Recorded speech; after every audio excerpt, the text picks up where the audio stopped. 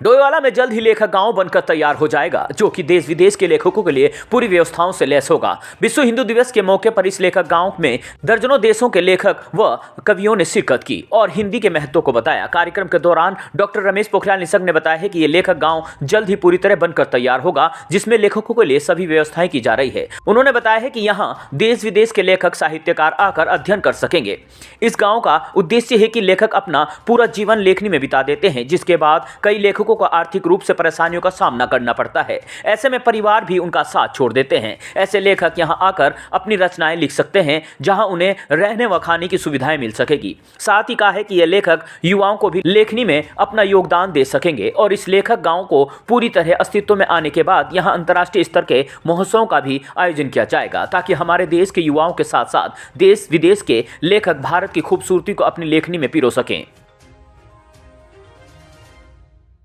जी, लेखक ग्राम की संकल्पना एक बहुत असाधारण संकल्पना है और ये भारत में अपने आप में पहली संकल्पना है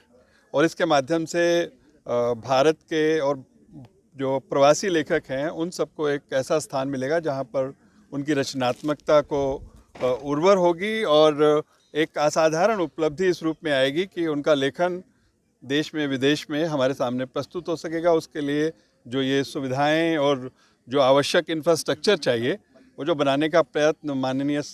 निशंक जी द्वारा किया जा रहा है वो बहुत महत्वपूर्ण है। मैं इस प्रयास के लिए उनको बहुत बधाई देता हूँ और आज ये देखकर बहुत अच्छा लग रहा है कि ये जो संकल्पना है अब केवल स्वप्न नहीं रहा, बल्कि बहुत सारी चीज़ें हमें यथार्थ में दिखाई दे रही हैं। लेखक ग्राम को देखकर ऐसा लग रहा है जैसा कहा था कि ये हमारा अपना ग्राम है। अपने गांव में, अपने देश में एक हमारा अपना घर हो गया, जहां हम अपने विचार, अपनी सृजन, अपनी रचनाएं कर सकते हैं और उसके बाद हम अपने देश के लिए, अपने इस प्राकृतिक सौंदर्य को लेकर के, समेट करके, इस देश के सौंदर्य को लेकर के हम विदेशों तक जा सकते हैं। और विदेश में रहने वाले लेखक इस प्रकार के स्वप्न देखते थे, जैसा अनिल जी ने कहा, और इस स्वप्न को यथार्थ देख करके हम सभी लोग बहुत ही प्रसन्न हैं। इसमें जो भी योगदान हो पाएगा, जिस भी प्रकार से वित्तीय और अपने सृजनात्मक रूप से जो भी योगदान हो पाएगा, हम सभी लेखक उसको करने के लिए तैयार हैं। और लेखक की आजीविका भी बहुत अच्छी नहीं होती है, तो वो फिर जीवन के अंतिम क्षण में बहुत परेशानी में रहते हैं। तो ऐसे जिन्होंने अपना पूरा जीवन लेखन को समर्पित किया हो, यदि ऐसे श्रेष्ठ लेखकों को ज़रूरत हो तो अपने जीवन के अंतिम क्षण ये इस लेखक गांव में आकर के वो स्वाभिमान और सम्मान पूर्वक बिता सकें और नई पीढ़ी उनके नए लेखकों को भी ये गांव पैदा करे। और